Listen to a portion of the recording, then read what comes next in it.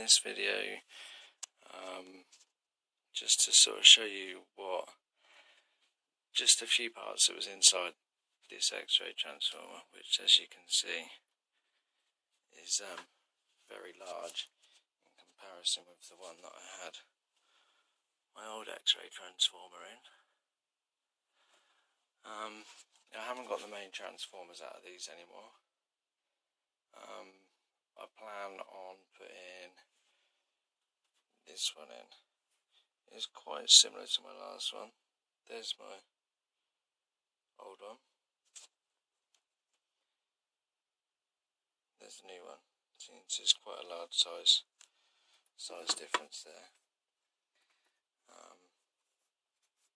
And basically I plan on putting this into this tank. I've got some insulators coming from America, and I plan on putting a perspex top on the top here with the insulators, and that's sort of about it really. But I'm considering putting these in here as well. Now this is what came inside of this tank. The other two transformers sat there with a set of flybacks. These type flybacks, which sat down there on those three bits there, and basically I'm just showing you what was sort of in these transformers and how they sort of worked a little bit. You obviously got your main outputs. You've got set 1 here and set 2 here. They're just caps, so obviously you can get moisture into them, and these come out. You've got your main connections, and someone was asking me about switching them the other day, how to switch from 1 to 1. Now basically you've got these here, which you're thinking, right, what are they? Basically there's, if you can see up there, there is some solenoids.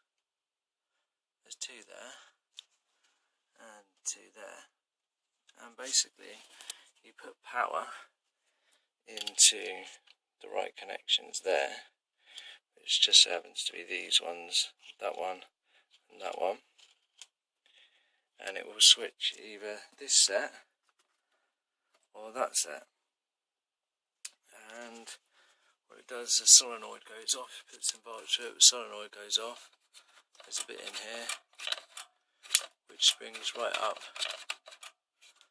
and it sits here, and that attracts it, and it just goes, and you hear a big loud click, and that's what basically switches between these and these. Now I don't know whether, once I've got that in there, whether I'm going to put a diode bank in there and a capacitor bank. I think I'm probably going to put them in that clear box and have them as a separate unit. But I am going to try and get these in. Now these were literally in my transformer, mounted like that on the side, and these hung from the 4 corners here. So yeah, I am going to try and get those in, because I have a 100 kV meter and I would like to use it basically. These resistors, I'm pretty certain, were for stabilising the output, not actually for any of the sensing part. These actually go to the outputs up here. Well, actually it's on this side. Yeah, these ones were linked from the main transformers. They went from the transformer, which sat here, to the capacitor and to the diode bank, so it's half wave, but you've got 2 sets to make the full wave. And then it went from those into one set up here, another set up the outside, and it came from here straight to the outputs.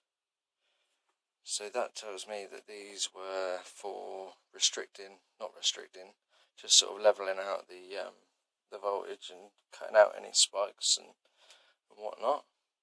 And these ones here are for sensing, so obviously you would run a meter from these, which is what I plan, which I hope to be getting inside this transformer as well. I don't think I'm going to be using any of the original setup.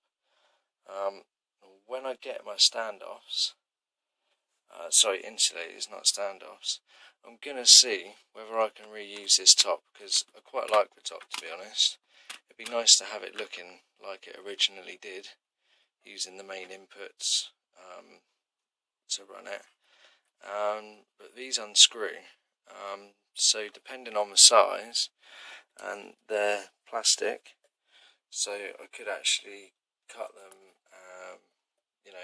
but it totally all depends on the size of what the insulators are.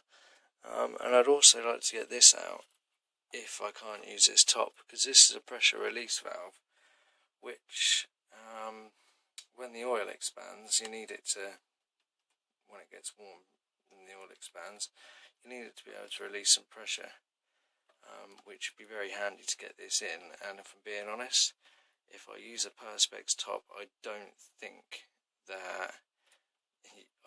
there's much chance of me drilling a hole and threading it to get that in. And it's sort of a crucial part, really. If I can't, I will make up some sort of pressure release valve. It just won't be quite as nice looking as that one. I mean, okay, it's not exactly pretty looking, but it won't be quite as sophisticated and obviously right for the job. I don't know if you can see there, the tank is fairly full of oil, and you can see to the bottom of the tank. I'm trying to get my phone in there without dropping it. It's actually very clean oil. So yeah, that's sort of the project. It's going to take me ages. All these type of things always take me ages. It's hard.